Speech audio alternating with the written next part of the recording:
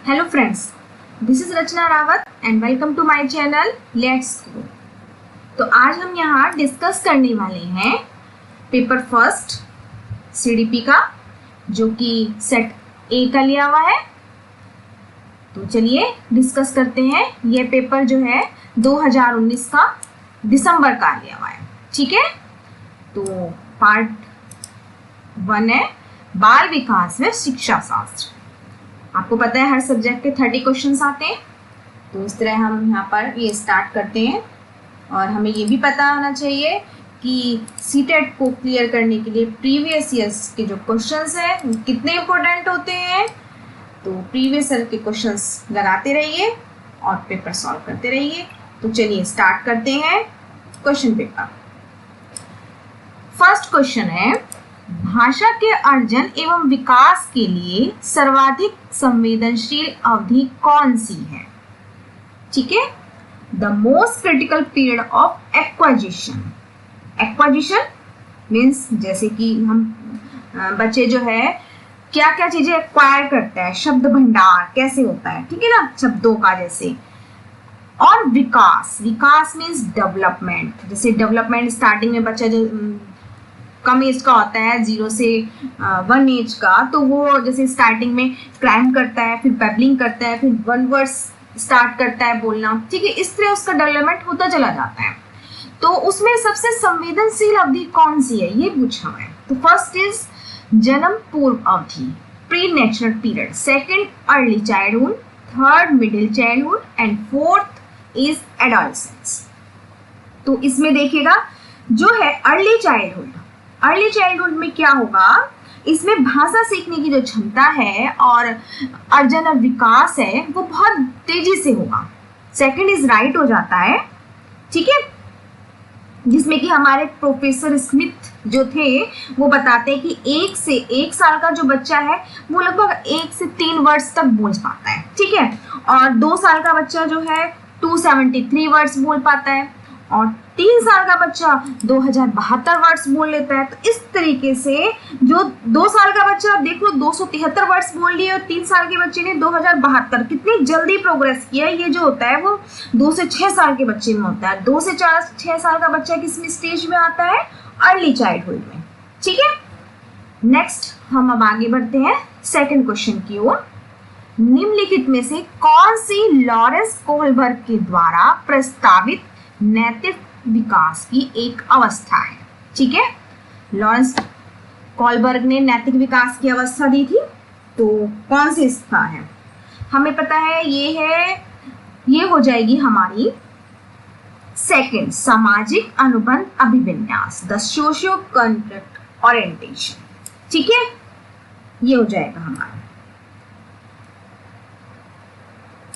Second is right. अब आगे बढ़ते हैं हम थर्ड क्वेश्चन की ओर, ठीक है। थर्ड क्वेश्चन क्या कह रहा है, कक्षा में परिचर्चा के दौरान एक शिक्षक प्राय लड़कियों की तुलना में लड़कों पर अधिक ध्यान दे रहा है। मीन्स ये बायसिस हो रही है। एक क्वेश्चन जरूर सीटेट में जेंडर बायसिस या स्टीरियोटाइप का क्वेश्चन जरूर पूछा जाता है।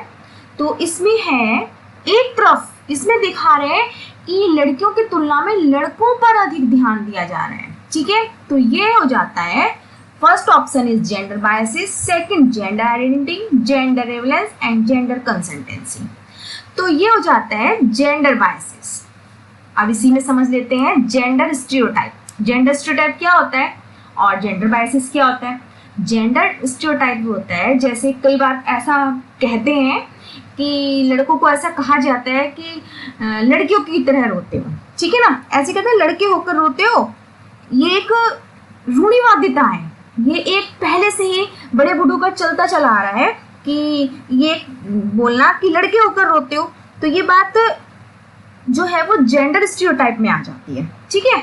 और जेंडर बायसिस में दोनों है तो एकदम सेम, लेकिन जेंडर टाइप क्या है जो पहले से बात चलती चली आ रही है वो है जेंडर स्टीरियोटाइप। और इसमें क्या हो रहा है, बायसिस में एक तरफ कर दिया है, मतलब झुकाव एक तरफ कर दिया है कि लड़कों पर अधिक बल दिया जा रहा है, लड़कियों की तुलना में लड़कों पर अधिक बल दिया जा रहा है। तो ये हो जाएगा जेंडर बायसिस, ठीक है। नेक्स्ट आगे बढ़ते हैं। एक क्वेश्चन और इसमें पूछ लिया जाता है कि जेंडर में कौन सा कॉन्टेस्ट है, ठीक है। सेक्सुअल है, बायोलॉजिकल है, ये पूछ लिया जाता है, तो वो होता है सेक्सुअल। ये क्वेश्चन भी काफी बार पूछा जाता है। नेक्स्ट अब हम आगे बढ़ते हैं फोर्थ में। बच्चों में जेंडर रूढ़िवादिता और जेंडर भूमिका अनुरूपता को कम करने के लिए निम्नलिखित में से कौन सी पद्धति प्रभावशाली है? ठीक है ना, कौन सी प्रभावशाली है? फर्स्ट इज जेंडर पक्षपात के बारे में चर्चा, सेकंड इज जेंडर विशिष्ट भूमिकाओं को महत्व देना, थर्ड जेंडर पृथक खेल समूह बनाना, या नंबर 4 जेंडर पृथक बैठने की व्यवस्था करना।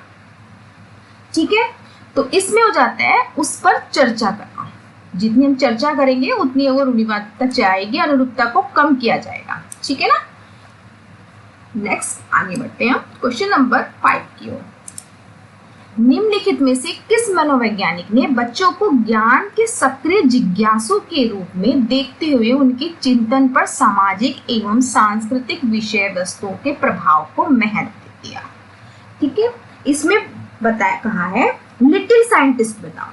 ठीक है, ये हमारे प्याजी जी ने कहा है जहां पर ज्ञान का निर्माण हो रहा हो, क्रिएटिव हो रहा हो बच्चा, जैसे सृजनात्मकता का सक्रिय जिज्ञासु हो रहा है, तो वो प्याजी जी ने कहा है ये सब बातें। ठीक है ना, तो ऑप्शन नंबर 3 इज राइट हो जाता है। ठीक है, इसमें जो है लेओ वाइगोत्स्की हमने पढ़ा है, जैसे कि वाइगोत्स्की ने एससीएल की थ्योरी दी थी, सोशियो कल्चरल लिंग्विस्टिक पर दिया था, और हमारे जो लॉरेंस कोलबर्ग थे उन्होंने नैतिक शिक्षा के ऊपर दिया है। ठीक है, तो इसमें पूछा है क्रिएटिव हो रहा है बच्चा, सक्रिय भाग ले रहे हैं, ज्ञान का निर्माण हो रहा है, सक्रिय जिज्ञासु उत्पन्न हो रहा है, तो वो जाता है हमारा थर्ड ऑप्शन की ओर, दैट इज जीन पियाजे। नेक्स्ट हम आगे बढ़ते हैं। जिन साहब पहेली को करते समय 5 वर्ष की नजमा स्वयं से कहती है नीला टुकड़ा कहाँ है। वो स्वयं से बात कर रही है कि नीला टुकड़ा कहाँ है, नहीं ये वाला नहीं, गाढ़े रंग वाला, जिससे यह जूता पूरा बन जाएगा। तो मतलब कि एक पजल सा गेम होता है जैसे बच्चों का, वो दिखा रही है, उसका टुकड़ा कोई खोया गया तो वो खुद से बात कर रही है एक तरीके से। इस प्रकार की वार्ता को वाइगोत्स्की किस तरह संबोधित करते हैं? तो वाइगोत्स्की क्या कहते हैं इस तरीके की बात को? तो हमें पता चल रहा है कि 3 साल के बच्चे से लेकर लगभग 5-6 साल तक, 5 साल तक के बच्चे में ये हो जाता है कि उसके अंदर ना खुद ही अपने प्राइवेट बात अपने आप से ही मनराता रहता है बच्चा, कुछ ना कुछ बोलता रहता है। ठीक है, खुद से बातें करना सीख जाता है। ठीक है, तो इसमें आ जाता है प्राइवेट स्पीच, व्यक्तिगत वार्ता। ठीक है, जोर जोर से बोलना नहीं है, इसमें कुछ नहीं ऐसा दिया हुआ है। पान ढांचा, पान ढांचा किसे कहते हैं? स्कैफोल्डिंग को। स्कैफोल्डिंग मतलब अगर हम जैसे कोई क्वेश्चन पेपर, कोई बच्चा क्वेश्चन पेपर कर रहा है मैथ की, अगर हमने उसको कुछ हेल्प दे दी, ठीक है, उसको कुछ हल्का सा सपोर्ट कर दिया किसी चीज के लिए, तो वो स्कैफोल्डिंग है। इसमें कोई नहीं कर रहा है, कोई हेल्प नहीं कर रहा है, उसका खुद से ही बातें कर रही है। आत्मकेंद्रता जो है वो इन्होंने की है पियाजे जी ने। ठीक है, ईगो सेंटर माना है, तो इसमें भी कोई नहीं है, तो ये सिर्फ कर रही है प्राइवेट स्पीच। नेक्स्ट आगे बढ़ जाते हैं क्वेश्चन नंबर 7 की ओर। बच्चों को संकेत देना तथा आवश्यकता पड़ने पर सहयोग प्रदान करना। निम्नलिखित में से किसका उदाहरण? अभी मैंने ऊपर बताया, कहीं पर भी आ जाता है सपोर्ट दे रहे हैं, हेल्प दे रहे हैं बच्चे को किसी भी तरीके की, तो वो हमारी तरफ से हो जाती है स्कैफोल्डिंग। ठीक है, रीइंफोर्समेंट की बात जो है वो स्किनर जी ने की थी। कंडीशनर और मॉडलिंग की जो बात है वो हमारे बेंडुरा जी ने करी थी, जो कि बिहेवियरिज्म है। तो इसमें जो बात हो रही है ये हो रही है स्कैफोल्डिंग की, सहयोग प्रदान करने की। ठीक है, नेक्स्ट आगे बढ़ते हैं क्वेश्चन नंबर 8 की ओर। निम्नलिखित व्यवहारों में से कौन सा जीन पियाजे के द्वारा प्रस्तावित मूड संक्रियात्मक अवस्था को विशेषित करता है? अब हमने पियाजे जी की सारी अवस्थाएं पढ़ी हैं, जो कि 4 अवस्थाएं होती हैं। ठीक है, अब इसमें ऑप्शन है हाइपोथेटिको डिडक्शन रीजनिंग, ठीक है, परिणामात्मकता, और सेकंड है संरक्षण कक्षा समावेशन, कंजर्वेशन, मतलब कि अगर हमने कोई भी चीज बच्चे को दी एक ml का यूज करने के लिए, कि जैसे कि हमारे पास 500 ml का एक जार है और उसको हमने कैसे गिलास में कन्वर्ट किया, छोटे छोटे गिलास में, वो एक में तो जार रखा था तो ज्यादा फैल रहा था, और जब हमने गिलास में किया वो तो कम उसमें आ गया, तो किस तरह उसको कंजर्व कर लिया उसने उस पानी को। ठीक है, उसके बारे में बताया यहाँ। Third defence imitation object permanence. Object permanence की तो बात जो है वो सेंसरी मोटर स्टेज में आ जाती है, जो कि 0 से 2 साल तक के बच्चे में होती है। कि जैसे कि बच्चा देखता है, छोटा बच्चा कि जैसे बच्चा देखता है कि जैसे हमारे पापा जैसे शेविंग कर रहे हैं, तो बच्चा देखता है तो वो खुद हरकत अपने आप में खुद करने लग जाता है, तो वो हो जाता है ऑब्जर्व परमानेंट हो गई उसके दिमाग में। ठीक है, फोर्थ हो जाता है मेक बिलीव ग्ले, इनवर्सिटी ऑफ थॉट की। तो इसमें ऑप्शन हो जाता है, आंसर इज हो जाता है इसमें संरक्षण का, कंजर्वेशन का। ठीक है, नेक्स्ट आगे बढ़ते हैं अब हम क्वेश्चन नंबर 9 की ओर। बच्चों के संज्ञानात्मक विकास के संदर्भ में निम्नलिखित में से कौन सी पियाजे की संरचना है? पियाजे की संरचना पूछी है इन्होंने। पियाजे पे देखिए, इसमें 4-5 क्वेश्चन तो पियाजे के ही आ गए हैं। नंबर 1 है स्कीमा, नंबर 2 है अवलोकन अधिगम, नंबर 3 है अनुबंधन, नंबर 4 है प्रबलन। तो schema means packet of information, या कह सकते हो स्ट्रक्चर ऑफ नॉलेज। तो फर्स्ट इज राइट, स्कीमा। ठीक है, इसकी संरचना है। नेक्स्ट हम बढ़ते हैं क्वेश्चन नंबर 10 की ओर। आकलन का प्राथमिक उद्देश्य क्या होना चाहिए? असेसमेंट ऑफ का primary objective of assessment should be. विद्यार्थियों के लिए श्रेणी निश्चित करना नहीं, कोई हम श्रेणी में लगाएंगे बच्चों को कि इसको कम आता है इसको ज्यादा आता है, नहीं। संबंधित अवधारणाओं के बारे में बच्चों की स्पष्टता और भ्रांतियों को समझना। नंबर 3 विद्यार्थियों के प्राप्तांकों के आधार पर उनको नामांकित करना, नहीं। रिपोर्ट कार्ड में उत्तीर्ण या अनुत्तीर्ण अंकित करना।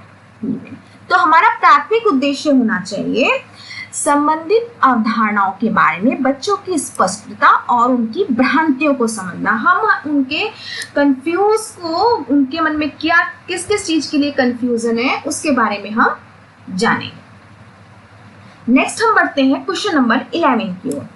11 क्या कह रहा है? निम्नलिखित कथनों में से कौन सा बुद्धि के बारे में सही है? ठीक है, इंटेलिजेंस पे भी क्वेश्चन आते हैं अधिकतर। तो फर्स्ट इज बुद्धि एक निश्चित योग्यता है जो जन्म के समय ही निर्धारित होती है। ऐसा तो कुछ नहीं कि बचपन में बच्चा बुद्धू होगा और स्टार्टिंग में बाद में होशियार हो जाएगा। बुद्धि को मानकीकृत परीक्षणों के प्रयोग से सटीक रूप से मापा निर्धारित किया जा सकता है। क्या उसको मापा जा सकता है? नहीं। बुद्धि एक एकात्मक कारक तथा एक एकांकी विशेषक है, नहीं। Unitary factor and single trend तो नहीं है।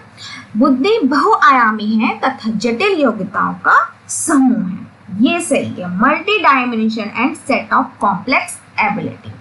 ठीक है, बुद्धि के बारे में ये बिल्कुल परफेक्ट आंसर होगा। नेक्स्ट बढ़ते हैं हम क्वेश्चन नंबर 12 की ओर। रूही हमेशा समस्या के एकाधिक समाधानों के बारे में सोचती है। इनमें से एकाधिक समस्याएं मीन्स मल्टी सॉल्यूशन मीन्स एक से अधिक समस्याएं के बारे में सोच रही है, समाधान निकाल रही है। इनमें से काफी समाधान मौलिक होते हैं। रूही किन गुणों का प्रदर्शन कर रही है, मतलब वो किस कैटेगरी में आएगी अगर वो एक से अधिक समाधान निकाल रही है? तो देखिएगा, क्रिएटिव थिंकिंग, अभिसारी विचारक, या उसे कहते हैं कन्वर्जेंट थिंकिंग। कन्वर्जेंट में हो जाता है, आते हैं आपके एमसीक्यू क्वेश्चन, जैसे 4 क्वेश्चन दिए हैं, आपके 1 क्वेश्चन पूछे हैं, तो वो आ जाता है कन्वर्जेंट। एक होती है डाइवर्जेंट, डाइवर्जेंट मतलब एक से अधिक। ठीक है, तो एक से अधिक मीन्स डाइवर्जेंट, या उसको क्रिएटिव थिंकिंग भी कहते हैं। थर्ड आता है रिजिड थिंकर एंड फोर्थ आता है इगोसेंट्रिक थिंकिंग। ठीक है, तो ये आ जाएगा हमारा एक से अधिक समाधान के बारे में सोचती है, तो creative thinking is right answer, जिसे हम डाइवर्जेंट थिंकिंग भी कहते हैं। नेक्स्ट आते हैं हम क्वेश्चन नंबर 13 की ओर। शिक्षण अधिगम के बारे में वंचित समूह से संबंधित विद्यार्थियों के द्वारा सहभागिता कम होने की स्थिति में एक शिक्षक को क्या करना चाहिए? बच्चों को ये ध्यान रखिए कि वंचित समूह से संबंधित विद्यार्थी हैं, ठीक है, उनके बारे में शिक्षक को क्या करना चाहिए, टीचर को क्या करना चाहिए। उनकी सहभागिता कम हो रही है तो उसकी स्थिति में हम शिक्षक को क्या विद्यालय छोड़ने के लिए उन बच्चों को कह दिया जाए कि विद्यालय छोड़ दिया जाए? नहीं, इस स्थिति को जैसी है स्वीकार कर ले, भाई जैसा चल रहा है वैसे चलते रहो, ठीक है, ये तो नहीं होगा। इन विद्यार्थियों से अपनी अपेक्षाओं को कम करना चाहिए, इनसे कोई अपेक्षा ही ना रखो, ऐसा भी टीचर ने सोचना चाहिए। फोर्थ है, अपनी शिक्षण पद्धति पर विचार करना चाहिए तथा बच्चों की सहभागिता में सुधार करने के लिए नए नए तरीके ढूंढना चाहिए। भाई बच्चे क्यों नहीं सहभागिता दे रहे हैं, या क्या उन पर विचार करना चाहिए, उनको इन्वॉल्व करने के लिए नए नए तरीके ढूंढने चाहिए। तो आंसर जाता है हमारा ऑप्शन नंबर 4 की ओर। नेक्स्ट हम आगे बढ़ते हैं क्वेश्चन नंबर 14 की ओर। 14 क्या कहता है, इंक्लूसिव क्लासरूम। हमेशा क्वेश्चन पूछा जाता है इंक्लूसिव क्लासरूम के बारे में। पहले जान लेते हैं इंक्लूसिव क्लासरूम कैसे कहते हैं। हर तरीके का बच्चा जिसमें बैठे, ठीक है, उसे इंक्लूसिव क्लासरूम कहते हैं। ठीक है, समावेशी शिक्षा, किसी में भेदभाव ना हो किसी भी बच्चे में, उसे इंक्लूसिव क्लासरूम कहते हैं। हर तरीके की प्रणाली वहां पर यूज की जाए, जैसे कि जो बच्चा देख नहीं पा रहा है वो भी कर ले, ठीक है, उस तरीके से। एक शिक्षक को विशिष्ट शैक्षिक योजनाओं को तैयार नहीं करना चाहिए, कभी कभी तैयार करनी चाहिए, सक्रिय रूप से तैयार करना चाहिए, या तैयार करने के लिए हतोत्साहित करना। सबसे पहले तो आप हतोत्साहित वाली चीज को आप पूरी तरह डिलीट कर देंगे, इग्नोर कर देंगे, ये नहीं होता है। ठीक है, तो समावेशी कक्षा में हमें हमेशा शुड एक्टिव प्रिपेयर होना चाहिए। ठीक है, इस तरीके की योजना बनानी चाहिए। 14 का थर्ड आंसर इज राइट। अब हम आगे बढ़ते हैं क्वेश्चन नंबर 15 की ओर। पठन वैकल्प्य, डिसलेक्सिया।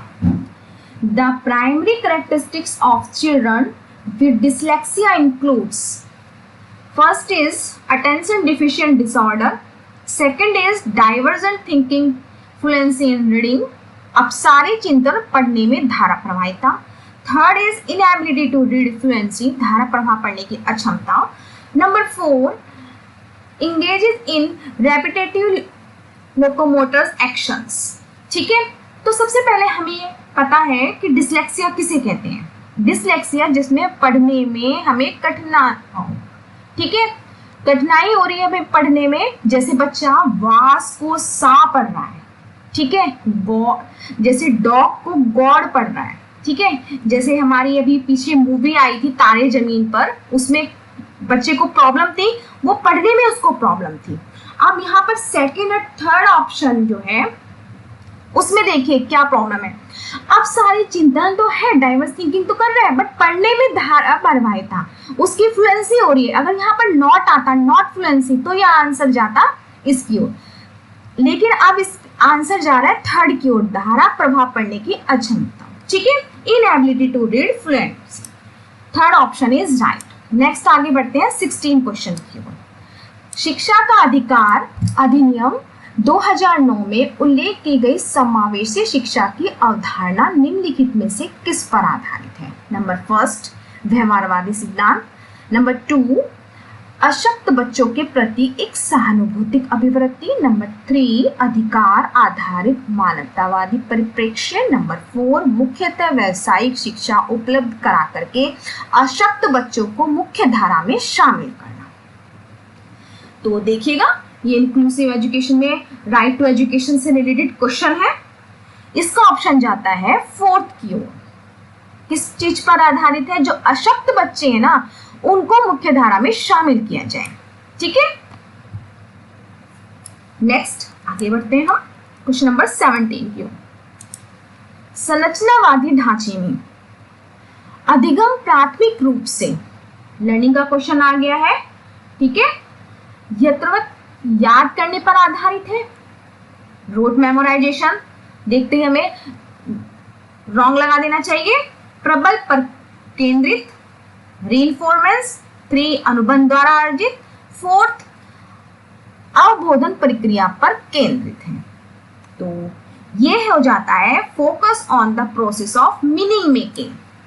हम बच्चे में मीनिंगफुल डालेंगे, कोई भी बात अपनी बता रहे हैं तो उसको अर्थ उसका पूरी तरीके से उसके अंदर एक्वायर कर ले, वो चीज हम उसको लर्न कराएंगे। ठीक है, अधिगम में सबसे मोस्ट इंपोर्टेंट है हमें फोकस किस चीज पे देना है, प्रोसेस ऑफ मीनिंगफुल मेकिंग पर। ओके, नेक्स्ट याद नहीं करवाने, कोई भी चीज उसको रट्टा टाइप नहीं लगवाना है, ठीक है, उसको समझ के साथ उसके अंदर एक्वायर कराना है, वो लर्निंग होती है। नेक्स्ट आगे बढ़ते हैं क्वेश्चन नंबर 18 की ओर।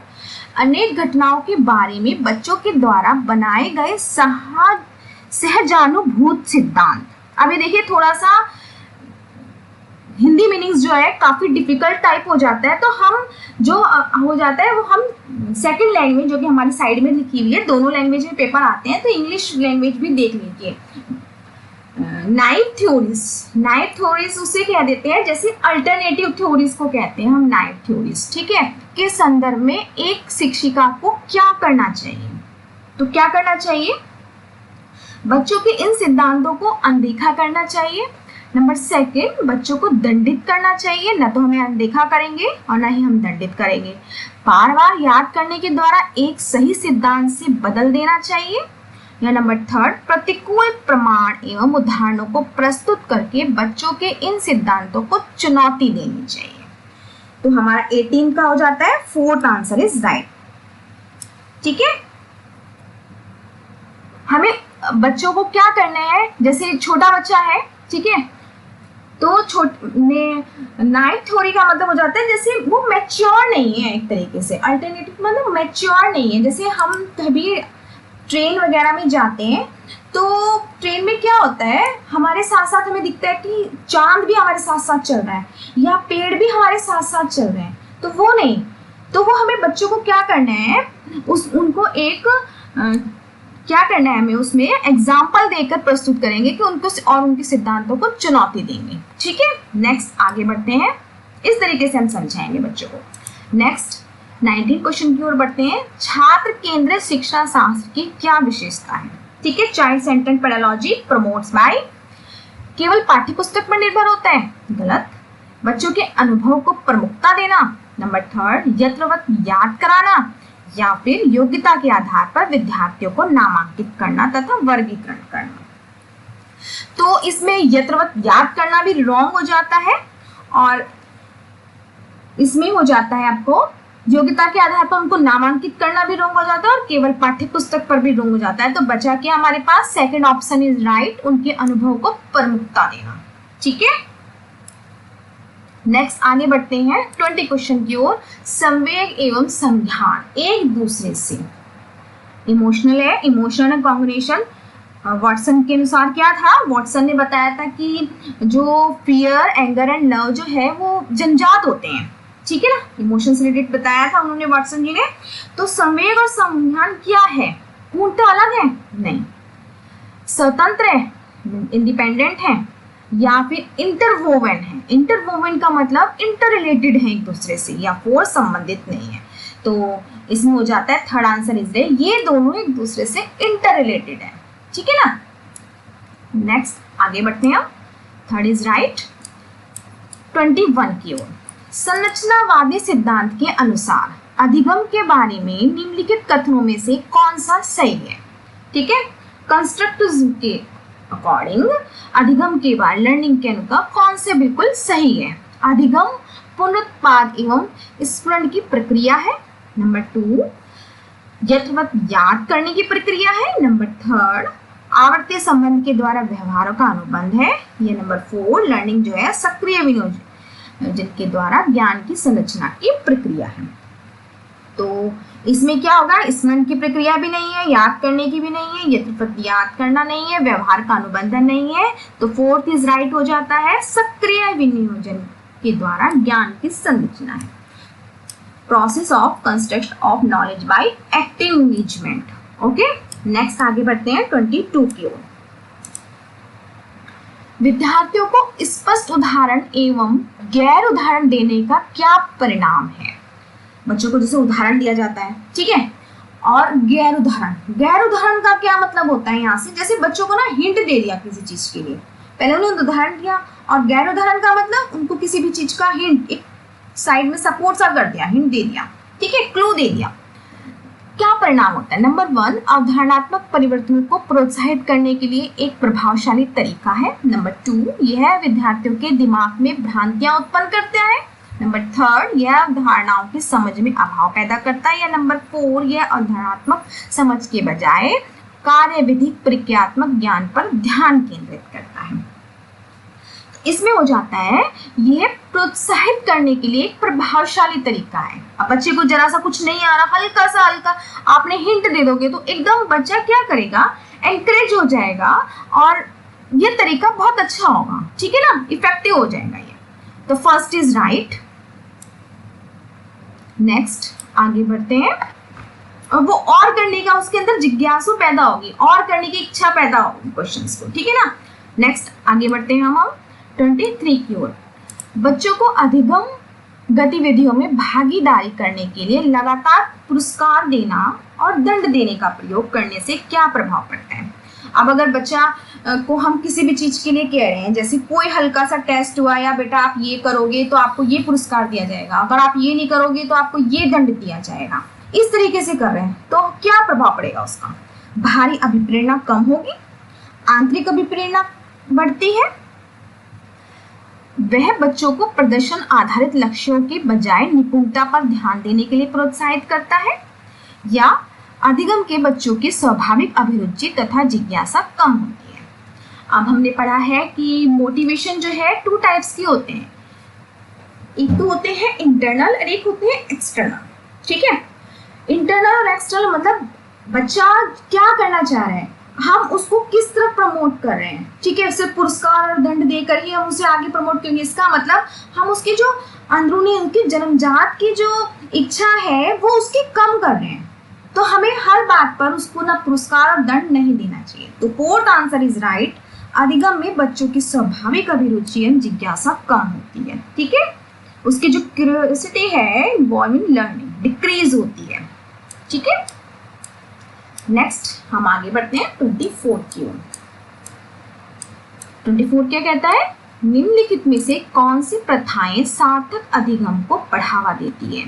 नंबर 1 शारीरिक दंड, नंबर 2 सहयोगात्मक अधिगम पर्यावरण, नंबर 3 सतत एवं समग्र मूल्यांकन, या नंबर 4 निरंतर तुलनात्मक मूल्यांकन, ठीक है। तो कौन सी अधिगम को लर्निंग को क्या बढ़ावा दे रहे हैं, क्या पनिशमेंट बढ़ावा देता है, नहीं। सहयोगात्मक मतलब कोऑपरेटिव लर्निंग जो है बढ़ावा देती है। जब हम ग्रुप में पीयर लर्निंग करते हैं तो हमें डेवलपमेंट तेजी से होती है, ठीक है। नेक्स्ट लर्निंग जो है हमारी तेजी से होती है। नंबर 3 सतत कंटिन्यूअस एंड कॉम्प्रिहेंसिव इवोल्यूशन, ये भी ठीक है। नेक्स्ट है 4 तुलनात्मक मूल्यांकन। मूल्यांकन नहीं किया जाता है, मूल्यांकन को बढ़ावा नहीं होता है, ठीक है। तो second and third is right, तो इसमें ऑप्शन हो जाता है सेकंड राइट, ठीक है ना। Second option is right. Cooperative learning involvement and continuous and comprehensive evolution. Next आते हैं हम क्वेश्चन नंबर 25 की ओर। शिक्षक बच्चों की जटिल अवधारणाओं की समझ को किस प्रकार सहज कर सकते हैं। नंबर 1 व्याख्यान देकर, नंबर 2 प्रतियोगात्मक अवसरों की व्यवस्था करके, नंबर 3 बार बार यांत्रिक अभ्यास के द्वारा, या नंबर 4 अन्वेषण एवं परिचर्चा के लिए अवसर उपलब्ध कराना। By providing opportunity for exploring and discussion. तो जो हमारे कॉम्प्लेक्स कॉन्सेप्ट है उसको बच्चों को जटिल कैसे समझ डालें, ठीक है। तो हम उसको अपॉर्चुनिटी देंगे, अवसर देंगे, हर एक चीज को एक्सप्लोर करने का अवसर देंगे, और ठीक है ना। तो आंसर चला आता है आपका 4th इज राइट, ठीक है। कोई व्याख्या, एक ही चीज पे कोई व्याख्या नहीं देंगे या प्रतियोगिता दे देंगे, करा देंगे उसकी, ऐसा नहीं होगा। या बार बार की यांत्रिक अभ्यास, अलग से कोई अभ्यास कराएंगे, ऐसा नहीं होगा, ठीक है। तो एक्सप्लोर कराएंगे उसे, एक्सप्लोर के साथ, ठीक है ना, और डिस्कशन कराएंगे, दोनों चीजें करेंगे तो बढ़ावा देगा। नेक्स्ट आगे बढ़ते हैं 26 की ओर। एक प्राथमिक विद्यालय की अध्यापिका बच्चों को एक प्रभावशाली समस्या समाधानकर्ता बनने के लिए किस प्रकार से प्रोत्साहित कर सकती है। किस प्रकार से प्रोत्साहित कर सकती है, ठीक है। तो ये पूछ रहा है समाधानकर्ता बनने के लिए, ठीक है। प्रत्येक छोटे कार्य के लिए भौतिक पुरस्कार, छोटे छोटे काम के लिए उसे हम पुरस्कार देंगे। इसमें दिखाया कि मेटलिस्टिक अवार्ड नहीं, केवल प्रतीकात्मक ज्ञान पर बल या महत्व देंगे, ऐसा भी नहीं। गलत उत्तरों को अस्वीकार करके उन्हें दंडित करेंगे कि भैया गलत दिया इसलिए उसे दंडित कर दिया। नंबर 4, बच्चों को सहानुभूति अनुमान लगाने के लिए प्रोत्साहित करेंगे और उसी पर आधारित विचार मंथन करेंगे। देखिए इसमें लिखा है encouraging children to make intuitive guesses, मतलब बच्चे को पूरा मौका देंगे, ठीक है, उसको करने देंगे कि गैस करेगा बच्चा कि किस तरह करा जाए, बताओ, मतलब क्वेश्चंस के डाइवर्जेंट थिंकिंग इसमें शो हो रही है, ठीक है ना। और उसके ब्रेनस्टॉर्मिंग का मीन्स है बहुत सारे विचार वो जो बताएगा उससे उसका समस्या का समाधान होगा, उस तरीके से हम उसको प्रोत्साहित करेंगे। तो यहाँ चला जाता है ऑप्शन नंबर 4 इज राइट, ठीक है। अब आगे बढ़ते हैं क्वेश्चन नंबर 27 की ओर।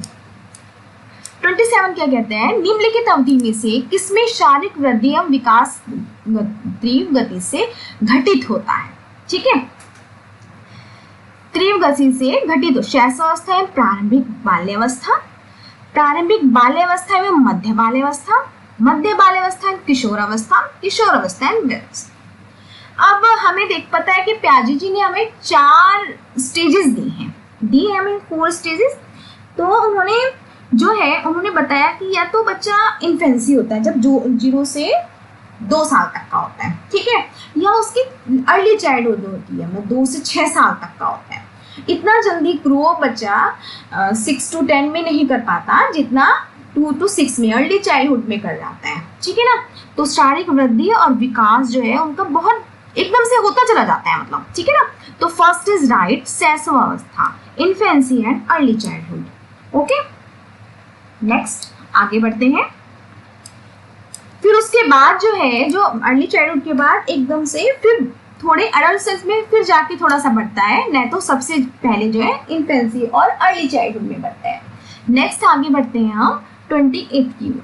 निम्नलिखित में से कौन सा विकास का सिद्धांत नहीं पूछा है, ठीक है।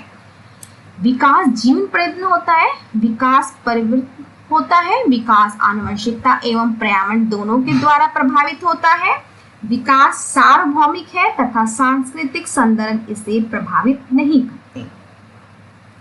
तो विकास कैसा है, जीवन प्रयत्न है, डेवलपमेंट क्या हमेशा लाइफ लॉन्ग चलता रहता है, नहीं तो भाई अब अगर आपकी वृद्धि एवं विकास के ऊपर हमने कितना डिस्कशन करते हैं इसमें चाइल्ड डेवलपमेंट में, तो लॉन्ग लाइफ नहीं होता है विकास, ठीक है। और परिवर्तन होता है, मॉडिफिकेबल होता है, विकास आनुवंशिक और पर्यावरण दोनों के द्वारा प्रभावित होता है, ठीक है।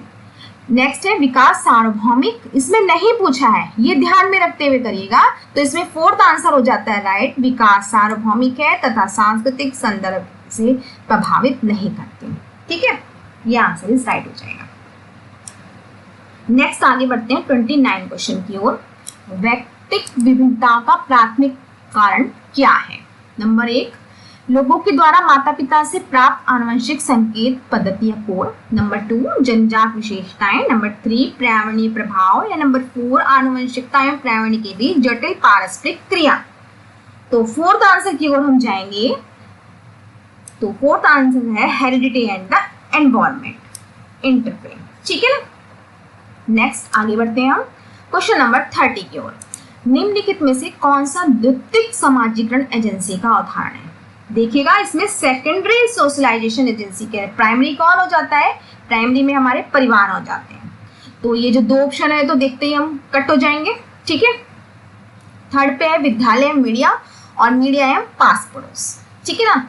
तो इसमें हम जाएंगे समाजीकरण एजेंसी। तो इसमें बेहतर जो ऑप्शन है जो कि सीबीएसई ने भी लगाया है, विद्यालय एवं मीडिया, ठीक है ना, ये है। तो यही बिल्कुल सीबीएसई के आंसर की से बिल्कुल मैच की हुई है और आशा करती हूँ मैंने आपके सामने जो डिस्कशन किया आपको अच्छी तरीके से समझ आया होगा। तो प्लीज़ वीडियो को सब्सक्राइब कर दीजिए और लाइक कीजिए एंड शेयर कीजिए। Thank you.